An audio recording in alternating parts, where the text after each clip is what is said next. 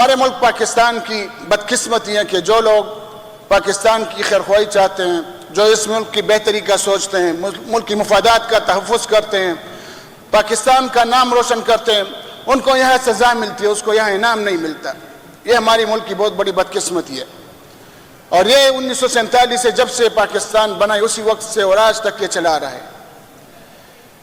یہاں پر جتنا بڑا ڈاکو ہوگا، جس نے اس قوم کو جتنا لوٹا ہے، جس نے اس ملک کو جتنا نقصان دیا ہے، جس نے جتنے اس ملک کو بدنام کیا ہے، اس کو اتنا اعزاز ملتا ہے، اس کو اتنا بڑا مرتبہ رتبہ ادھر ملتا ہے۔ جناب اسپیکر صاحب، قائد اعظم محمد علی جناح رحمۃ اللہ علیہ، انہوں نے ہمیں یہ آزاد پاکستان دیا، مگر کیا وہ اپنی موت مرا؟ جناب اسپیکر صاحب، ہمارے پہلے وزیر اعظم پاکستان لیاقت علی خان اس ملک و قوم کے خیرخواہ تھے، ملک کی مفادات کا تحفظ کر رہے تھے، اس کو قتل کر دیا گیا، اس کو شہید کر دیا گیا، اور اس کے قاتلوں کو کس نے فیسیلیٹیٹ کیا؟ ابھی تک وہ فیسیلیٹیٹ ہو رہے ہیں۔ جناب اسپیکر صاحب، ہماری مادر ملت فاطمہ جناح، کیا وہ اپنی طبی موت مری؟ اس کو ذلیل کیا گیا، اس پہ غداری کے الزامات لگے۔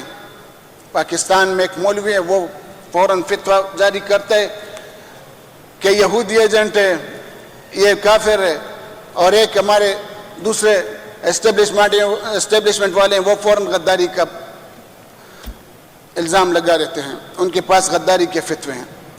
جناب اسپیکر صاحب، مادر ملت فاطمہ جناح کی قربانیاں پاکستان کے حصول کے لیے، پاکستان کی آزادی کے لیے، وہ کسی سے چھپی رکھی نہیں، اس پہ غداری کے فتوے لگے اور اس کو شہید کیا گیا۔ اس کی تشدد زدہ لاش تاریخ کا ایک حصہ ہے۔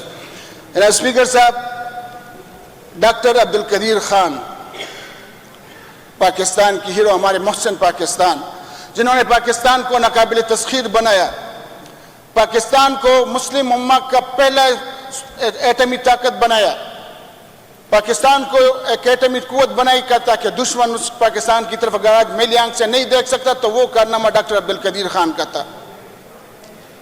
کیا ہم نے ڈاکٹر قدیر کو عزت دی؟ کوئی انعام دیا؟ کوئی رتبہ دیا اس کو؟ اس کے سر پہ بھی اس بندوق رکھ کے اس سے پریس کانفرنس کرائی گئی، حالانکہ یہ ایٹامک سمگلنگ میں ہمارے جنرل ملوث تھے، انہوں نے ڈالر کمائے تھے، اور ڈاکٹر قدیر خان کو اپنے آپ کو بچانے کے لیے ڈاکٹر قدیر خان کے کنپٹی پہ بندوق رکھ کے اس سے پریس کانفرنس کرائی گئی اور اس سے ذمہ داری اٹھائی گئی، اور وہ محسن پاکستان نظر بندی کی حالت میں وہ فوت ہو گیا۔ آج ڈاکٹر قدیر خان ہم سب کے دلوں میں وہ بستے ہیں، ہمارے لیے کافی قابل احترام ہے، مگر پاکستان نے اس کو وہ مرتبہ وہ رتبہ نہیں دیا جو جن کا وہ لائق تھا۔ جناب اسپیکر صاحب، عمران خان ناحق جیل میں آج پڑے ہوئے، اس کا جرم کیا ہے؟ اس نے کیا جرم کیا ہے؟ کوئی جرم میں اس میں ثابت کر سکے ابھی تک؟ اس کا جرم صرف یہ ہے کہ اس نے پاکستان کا سوچا، پاکستان کا علم اس نے ہمیشہ بلند رکھا، پاکستان کی مفادات کی تحفظ کی، پاکستان کی قوم کو تحفظ دیا اس نے۔ اس سے جب ڈرون اٹیکس کے لیے مانگے گئے، اس نے نو ایبسولوٹلی ناٹ کا جواب اس نے سختی سے دیا۔ اس سے پہلے 400 ڈرون اٹیک ہوئے تھے، 400 ڈرون اٹیک۔ ہمارے اپوزیشن کے بھائی بیٹھے ہوئے، انہوں نے بھی پختونوں کے سر کی سودا کی تھی $35 ملین میں، پختونوں کے ٹھیکیداروں نے، دوسرے اسٹیبلشمنٹوں نے بھی پختونوں کی سر کے سودا کی تھی۔ ڈرون آتا تھا، ہمارے یہ جو قبائل لوگ غیرت مند پختون، صحیح سخت پکے مسلمان، ان کے گھروں پہ آ کے میزائل مارتا تھا، وہاں بچے بوڑھے جوان سب شہید ہوتے تھے، اس گھر میں عورتیں سب شہید ہو جاتے تھے۔ مدرسے کے اوپر میزائل وہ ہٹ کرتے تھے، اور مدرسے میں حفظ کرنے والے، دینی تعلیم حاصل کرنے والے بچیاں شہید ہو جاتے تھے، اور ان کی سودا کس نے کیا تھا؟ یہ لوگ ڈالر کما رہے تھے ہمارے پختونوں کے سروں پہ۔ جناب اسپیکر صاحب، اس وقت پاکستان تحریک انصاف حکومت میں نہیں تھی، ہم نے اس وقت بھی خان صاحب نے کے کہنے پہ نیٹو سپلائی بند کی تھی، ڈرون اٹیکس بند کر دو۔ وزیرستان مارچ بھی کیا تھا اس کے لیے کہ ڈرون اٹیکس بند کر دو،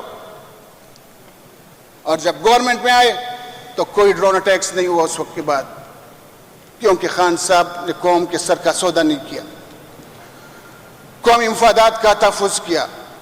جب روس گیا تو اس غریب ملک کے لیے سستا گندم لینے اور سستا تیل لینے کے لیے گیا، وہ اس کا جرم تھا۔ 1-2 مہینے کے اندر 2 دفعہ اسلامی کانفرنس بلائی، مسلمانوں کو اکٹھا کرنا چاہا، یہ اس کا جرم تھا۔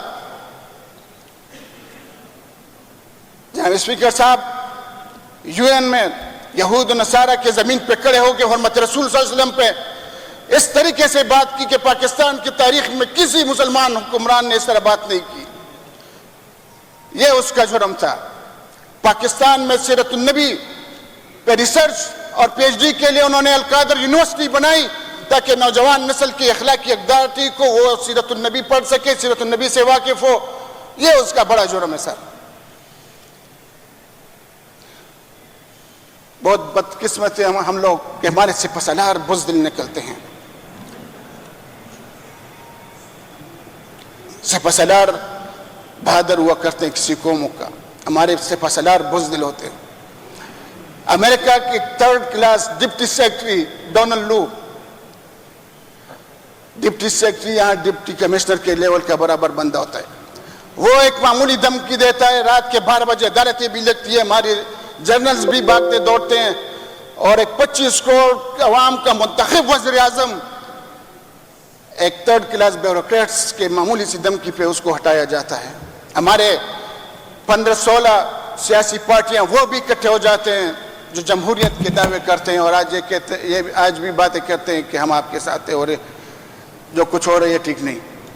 مگر اس وقت یہ لوگ بھی اکٹھے ہو گئے اور امریکی ڈالرز کی چنٹکوں پہ بک کے 25 کروڑ عوام کا منتخب وزیر اعظم کو ہٹایا، اور بدلے میں 16 مہینے 15 سیاسی پارٹیوں نے حکومت کی، کیا ملک کو ترقی کی طرف لے گئے؟ پاکستان کی بڑھتی ہوئی معیشت جو 6+ پہ جا رہی تھی گروتھ پہ، اس کو مائنس کی طرف لے آئے۔ ہر طرف مہنگائی کا دور، جو بینک ریزروز تھی وہ مائنس کی طرف آ گئے، غریب کا جینا محال کر دیا، اتنی مہنگائی لائی کہ حد سے زیادہ مہنگائی، غریب 2 وقت کی روٹی کھانے کے لیے ڈھونڈتا پھر رہا ہے، اس کو 2 وقت کی روٹی نہیں مل رہی۔ عمران خان نے جو غریب کے لیے جو سہولتی دی تھی، احساس پروگرام، انصاف صحت کارڈ، لنگر خانے، مسافر خانے، وہ انہوں نے غریب سے چھین لیے اور ملک کو تباہی کی طرف لے گئے۔ جناب اسپیکر صاحب، 9 مئی کے بعد جو کچھ ہوا اس ملک میں وہ الگ داستان ہے۔ یہ ہمیں جناح ہاؤس کا تو ڈنڈورا پیٹتے رہتے ہیں، مگر جناح ہاؤس پہ تو ہم کہتے ہیں کہ اس پہ جوڈیشل کمیشن بنائے جائیں 9 مئی پہ، اور حقائق عوام کے سامنے لائے کہ کون اس کے مجرم ہے، کون اس کے ذمہ دار ہے۔ اس کی طرف یہ جاتے نہیں ہیں، بار بار ڈنڈورا پیٹتے 9 مئی۔ جناح ہاؤس تو پہلے آپ لوگوں نے قبضہ کیا، جناح کے ورثاء ہیں ان کے حوالے پہلے کر دو، تو آپ تو جناح ہاؤس کے بھی قابضین ہو خود۔ جلائے بھی آپ لوگوں نے، الزام پاکستان تحریک انصاف پہ لگایا جا رہا ہے۔ مردان میں ادھر انہوں نے کچھ سٹیچوز، کچھ بت بنائے ہوئے تھے فوجیوں کے، کہتے ہیں کہ ادھر کرنل شیر خان شہید کا مجسمہ تھا، اس کی بے حرمتی کی گئی۔ جناب اسپیکر صاحب، کرنل شیر خان ہمارے پختونوں کا فخر ہے، وہاں پر میں آج بھی چیلنج کرتا ہوں کہ کوئی آ کے ادھر ہمیں بتا دے کہ کدھر تھا کرنل شیر خان کا مجسمہ۔ وہ جو بت انہوں نے ادھر کھڑے کیا بھی ادھر ہے، خود انہوں نے توڑے، کوئی ادھر کسی شہید کا وہ مجسمہ نہیں تھا، اور جھوٹ بولتے ہیں۔ پریس کانفرنس آ کے DGI SPR صاحب جھوٹ پہ جھوٹ بولتے رہتے ہیں، کہتے ہیں ہم سیاست میں حصہ نہیں لیتے۔ اسپیکر صاحب، پاکستان کا کباڑہ انہوں نے کر دیا۔ اسپیکر صاحب، 9 ستمبر کو جو پارلیمنٹ ہاؤس میں رات کی تاریکی میں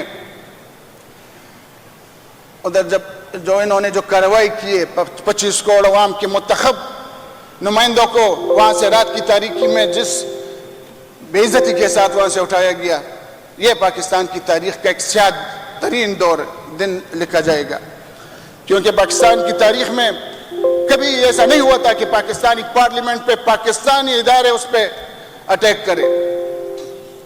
یہ تو پاکستان کا پارلیمنٹ تھا, پاکستان کا سپریم ادارہ جو پاکستان کی 25 کروڑ آبادی کی نمائندگی کرتا ہے. پاکستان کی 25 کروڑ عواموں نے منتخب کر کے وہاں پر نمائندے بھیجے ہوتے ہیں, ان کی نمائندگی کرتے ہیں. وہاں پر شب خون مارا گیا.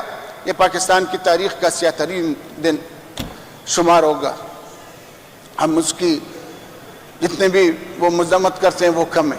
اور ہم مطالبہ کرتے ہیں اسپیکر قومی اسمبلی سے کہ اگر آپ نے اس کی اجازت نہیں دی ہے تو پھر اس کی تحقیقات کرے, اور جنہوں نے وہ ریڈ کیا ہے اس کے خلاف کارروائی کی جائے, ان کو کہ پھر کردار تک پہنچایا جائے. اور جو ابھی تک جو وزیران ہیں وہ قومی اسمبلی کے ممبر, ان کے FIR ختم کر کے ان کو باعزت طریقے سے ایوان میں لایا جائے.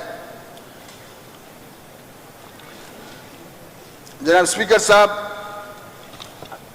عمران خان کو 4 گولیاں لگتی ہے, اس کا FIR نہیں ہوتا. سابق وزیر اعظم اپنا FIR کرتا ہے, عدالت میں وہ درخواست دیتا ہے, نام دیتا ہے کہ مجھے 4 گولیاں فلاں بندے نے, ان جرنیلوں نے مارے, یہ ملوث ہے میرے واردات میں. ہمارے وہاں ورکر شہید ہوتے ہیں, ہمارے دوسرے لیڈر زخمی ہوتے ہیں, ان کا FIR نہیں کاٹا جاتا. ارشد شریف شہید رحمت اللہ علیہ, اس کو شہید کیا جاتا ہے.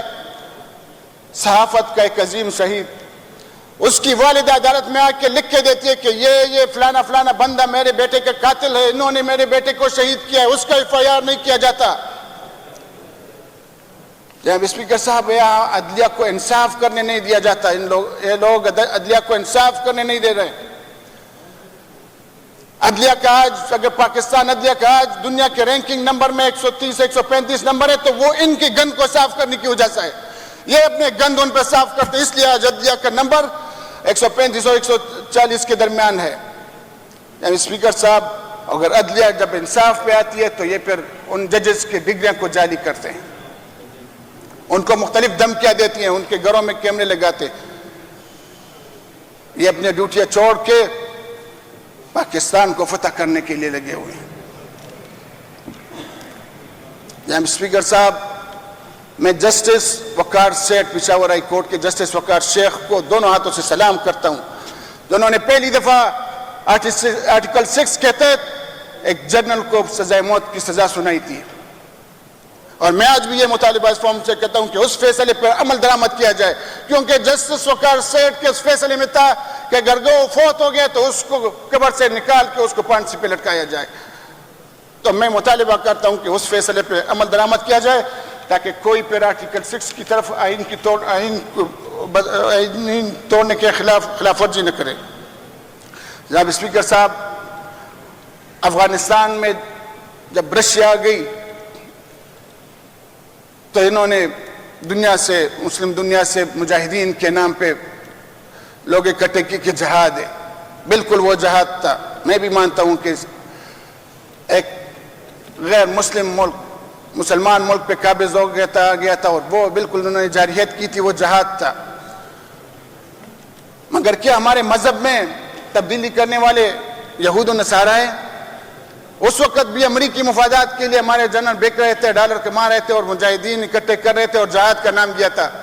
پھر جب امریکن کے مفادات کا وقت آیا, امریکہ ادھر آ گئی, تو وہی مجاہدین پھر دہشت گرد ہو گئے, ان کو پھر دہشت گرد کا نام دیا گیا. جناب اسپیکر صاحب, اس جنگ میں پختونخوا میدان جنگ بنا رہا. ہمارے 90,000 کے قریب ہمارے لوگ شہید ہو گئے, ہر گھر سے جنازے اٹھے. کوئی بازار شہر نہیں جا سکتا تھا خوف کی وجہ سے. اگر کوئی شہر جاتا تھا تو اس کے گھر میں ماتم ہوتا تھا کہ اللہ خیر سے اس کو گھر پہنچائے. اگر اس کے پڑوس میں کہیں پٹاخہ پڑتا تھا تو اس کی مائیں بہنیں بیویاں سجدہ ریز ہوتی تھی گھر میں, جب تک وہ گھر واپس نہ آتا تھا. اس طرح ایک خوف کا ماحول تھا. جب پاکستان تحریک انصاف کی حکومت آئی 2013 میں تو خوف کا ماحول ختم کر دیا. ہم اس ملک میں, صوبے میں ہم نے امن لائے تھے.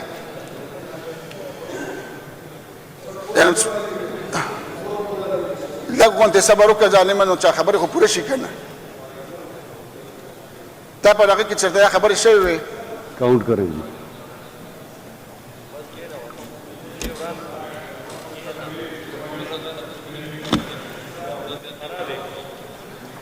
عبد الغنی مارا اطلاق خلق دغه کی یہ اپنی سیٹ